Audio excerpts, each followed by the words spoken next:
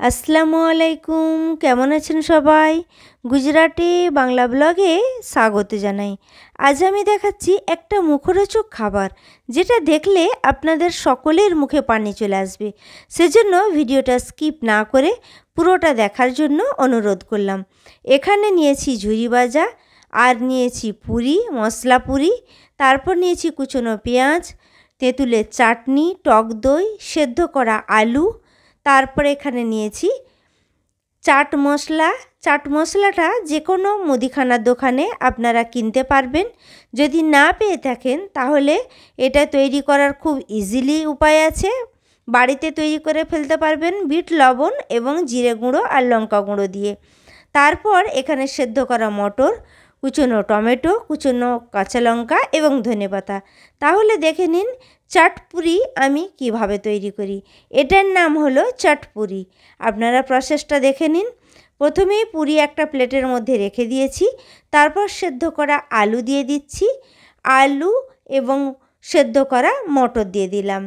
মটর এবং আলু সেদ্ধ করার সময় আমি লবণ এবং হলুদ দিয়ে সেদ্ধ করেছি। তারপর টমেটো কুচি দিয়ে দিয়েছি, ওপরে দিয়ে দিলাম কুচনো পেঁয়াজ এবং কাঁচা লঙ্কা, এবং অল্প ঝাল হবার জন্য অল্প পরিমাণ লঙ্কা গুঁড়ো। আপনারা লঙ্কা গুঁড়োটা স্কিপও করতে পারেন, এবং যারা ঝাল খেতে ভালোবাসেন তারা ঝাল গুঁড়ো দিতে পারেন। আমরা ওপরে দিয়ে দিলাম চাট মশলা, তারপর দিয়ে দিচ্ছি তেঁতুলের চাটনি। তেঁতুলের চাটনিটা কিভাবে তৈরি করেছি সেটা জানার জন্য সাবিনা মল্লিক প্রোফাইলে আপনারা ভিডিও দেখতে পারবেন। তাতে তেঁতুলের চাটনি ডিটেলসে দেওয়া আছে কিভাবে তৈরি করেছিলাম আমি। তারপর তৈরি হয়ে গেল চাটপুরি।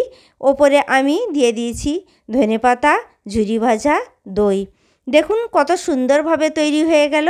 বাড়িতে অনায়াসে মেহমান আসলে আপনারা তৈরি করতে পারবেন। খুব তাড়াতাড়ি একটা নাস্তার আইটেম এবং মুখরোচক খাবার এবং টেস্টি খাবার।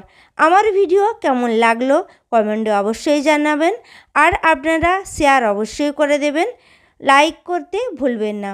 দেখুন কত সুন্দর লাগছে দেখতে, একদম খেতেও হয়েছে দারুণ ইয়াম্মি স্বাদ।